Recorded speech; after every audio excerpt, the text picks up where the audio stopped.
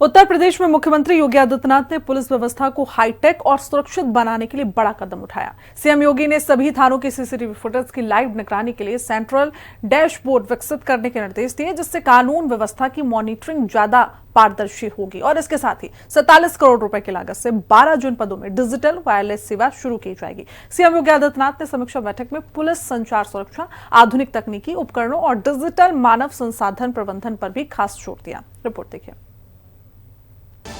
CM योगी ने लगाई police की पाठशाला, अफसरों को दिया होमवर्क हाईटेक सुरक्षा वाला। उत्तर प्रदेश के पुलिस व्यवस्था होगी हाईटेक, एक क्लिक पर होगी हर थाने की सीसीटीवी निगरानी। 12 जिलों में शुरू होगी डिजिटल वायरलेस सेवा। तकनीकी सुधारों पर सीएम योगी का बड़ा फोकस। उत्तर प्रदेश में कानून व्यवस्था को और अधिक मजबूत, आधुनिक और तकनीक आधारित बनाने की दिशा में मुख्यमंत्री योगी आदित्यनाथ ने बड़ा कदम उठाया है। मुख्यमंत्री योगी आदित्यनाथ ने पुलिस रेडियो विभाग की उच्च स्तरीय समीक्षा बैठक में साफ कहा कि पुलिस की गोपनीय सूचनाओं, लोकेशन और संचार सुरक्षा से किसी भी तरह का समझौता स्वीकार नहीं किया जाएगा।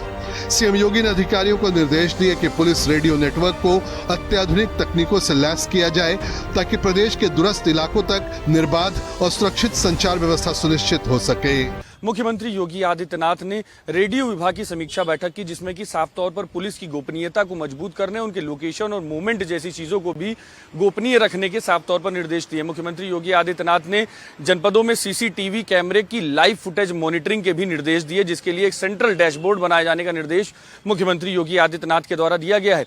यूपी पुलिस का हाईटेक इंफ्रास्ट्रक्चर, सभी थानों के सीसीटीवी मॉनिटरिंग के लिए बनेगा सेंट्रल डैशबोर्ड। 12 जनपदों में शुरू की जाएगी डिजिटल वायरलेस सेवा। डिजिटल वायरलेस योजना पर खर्च होंगे 47 करोड़ रुपए। मुख्यमंत्री योगी आदित्यनाथ ने उत्तर प्रदेश के सभी पुलिस थानों की सीसीटीवी फुटेज की लाइव मॉनिटरिंग के लिए सेंट्रल डैशबोर्ड विकसित करने के निर्देश दिए। डैशबोर्ड के जरिए प्रदेश स्तर पर थानों की गतिविधियों की निगरानी संभव होगी, जिससे कानून व्यवस्था पर नियंत्रण और अधिक प्रभावी और पारदर्शी बनाया जा सकेगा। गौरतलब है कि सीएम योगी लगातार इस बात पर जोर देते रहे हैं कि सुरक्षा में पुलिस दूर संचार विभाग की भूमिका बेहद अहम होती है। तकनीक का महत्व क्या हो सकता है,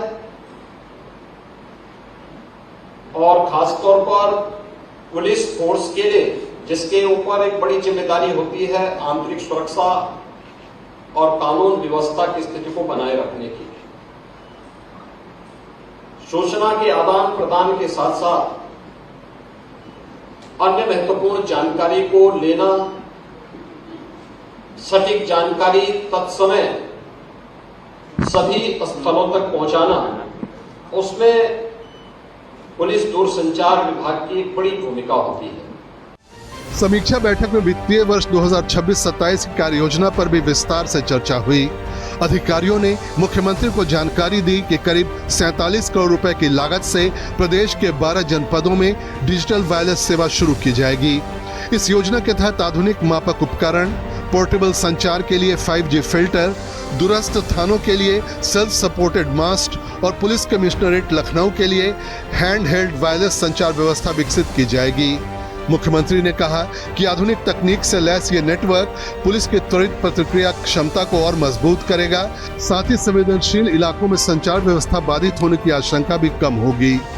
यूपी पुलिस का हाईटेक इंफ्रास्ट्रक्चर, रेडियो विभाग के ढांचे को दिया जाएगा विस्तार।